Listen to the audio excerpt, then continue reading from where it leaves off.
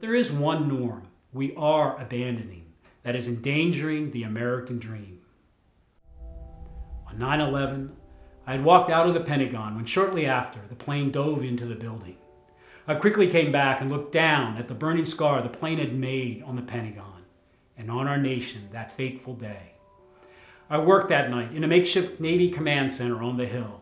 Again, the world had changed, and I was called and told to establish the Navy's Strategic Anti-Terrorism Unit.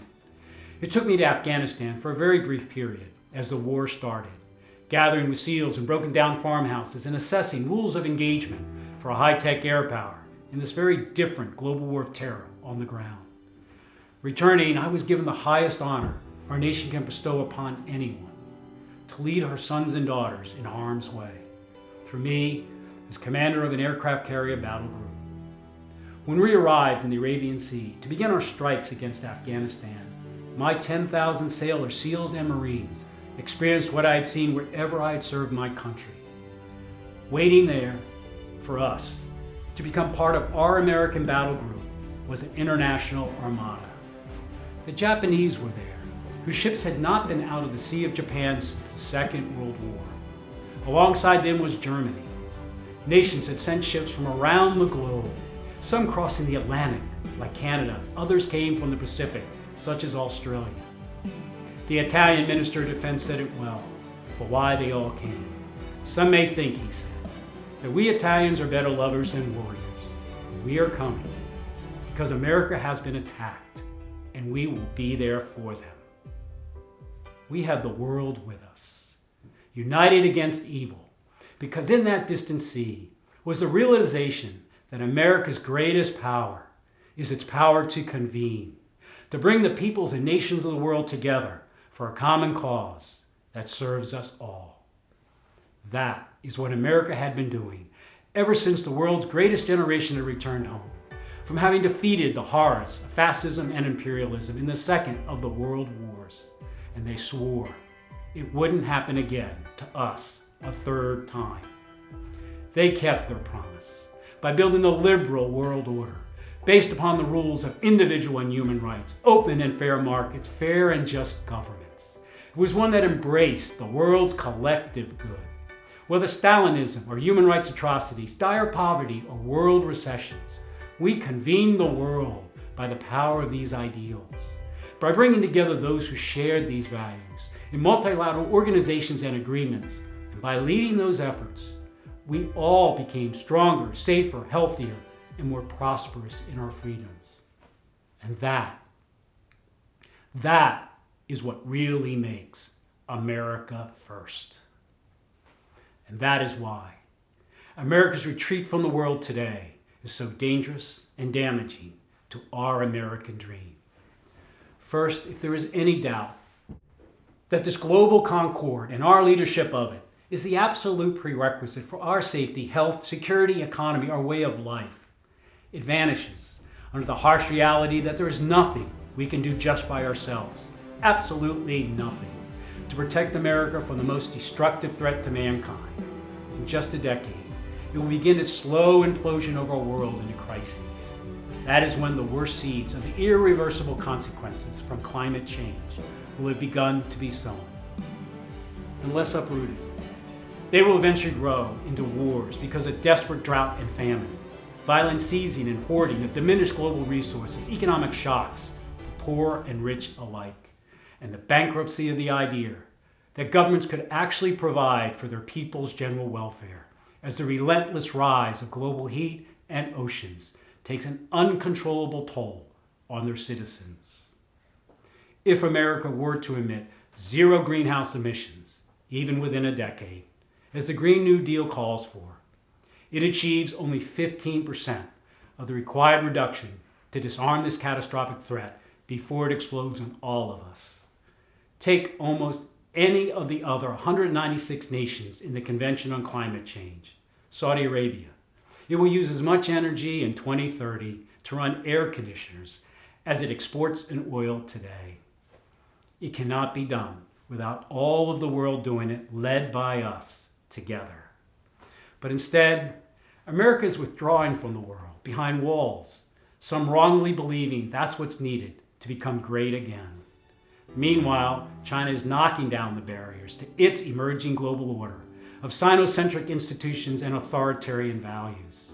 It has a GDP poised to surpass ours in 4 years, with a military that the U.S. military commander of the Pacific has said, China commands the Western Pacific, with a growing global naval presence.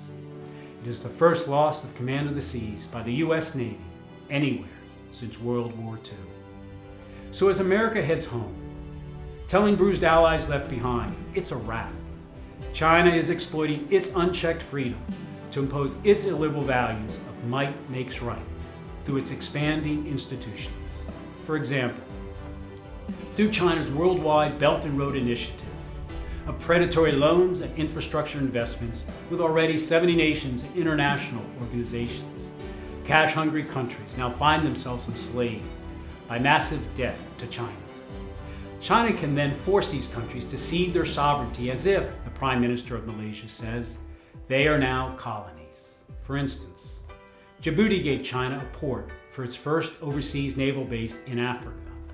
Greece gave China its political voice by blocking the European Union's condemnation of China's unlawful territorial claims in the South China Sea. Simultaneously, China is exploiting the international commons of corporations who outsource not just our jobs, but our national security to China. Because China now has a virtual monopoly in manufacturing the supply chains that make these corporations high-tech products. Data, for example, from Android phones with Chinese software is surreptitiously sent to China. Chinese motherboards for worldwide servers from Apple to Amazon, the Defense Department to CIA, are assumed embedded with microchips for hacking. From making 75% of mobile phones and 90% of personal computers to providing most of the 300 foreign critical materials and parts our military relies upon, China has assumed corporate control. Chinese corporations are now connecting at least 2/3 of the world's population to the transformational speed of the 5G network. This is arguably the greatest threat of all. It will revolutionize economies and warfare, particularly for those who build the network and therefore own it. And the United States does not even make the wireless equipment to do it. China's ownership will give it a police state capability to surveil everything on the network, both for commercial and intelligent purposes, whether it is to observe virtual business meetings or to close down critical infrastructure during international tensions, and to ensure it has eyes on everything.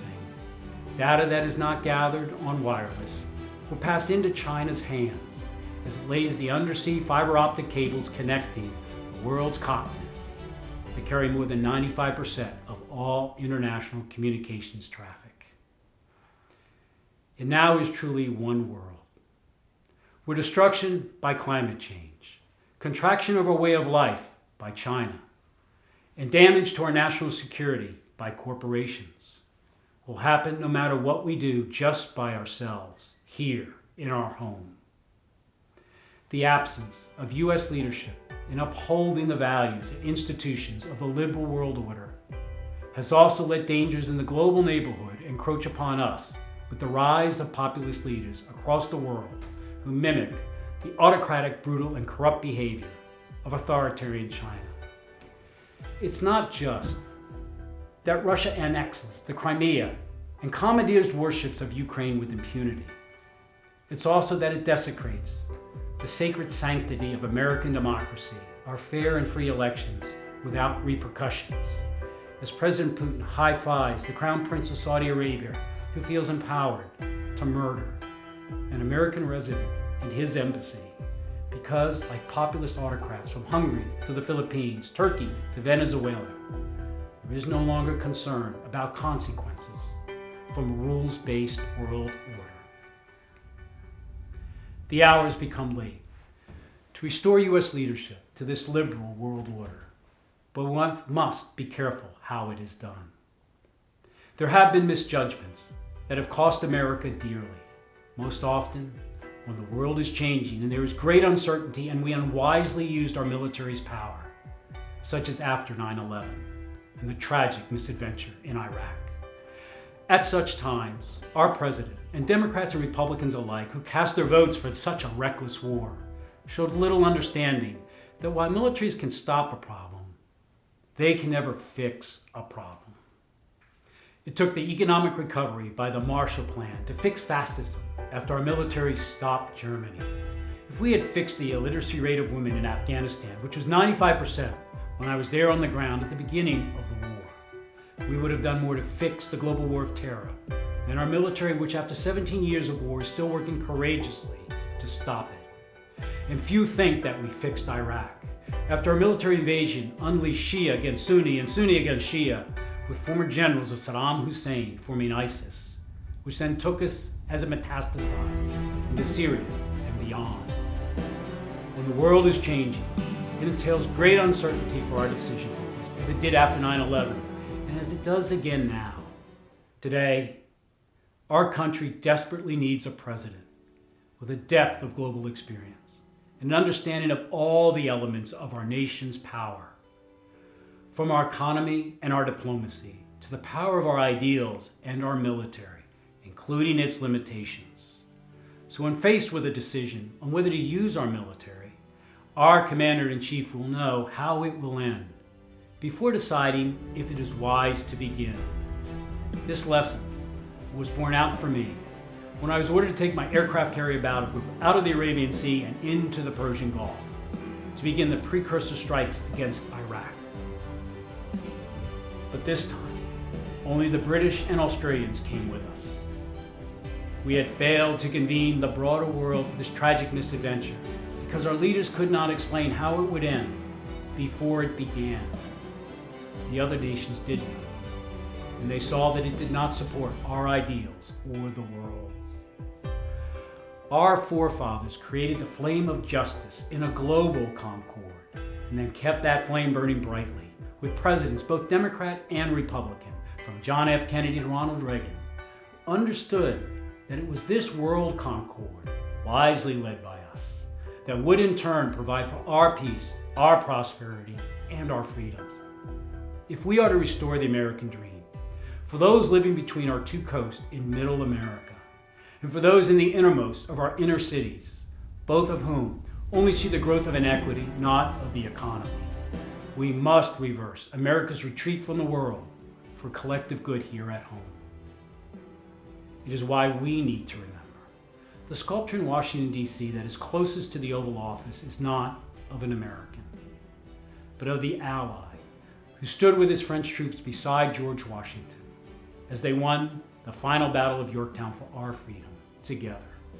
And it's why General Rochambeau still stands closer to the president today than any other in our capital, to remind us that we can only preserve our American dream together with our allies. Today, we must have a president who knows how to serve us abroad, but also at home.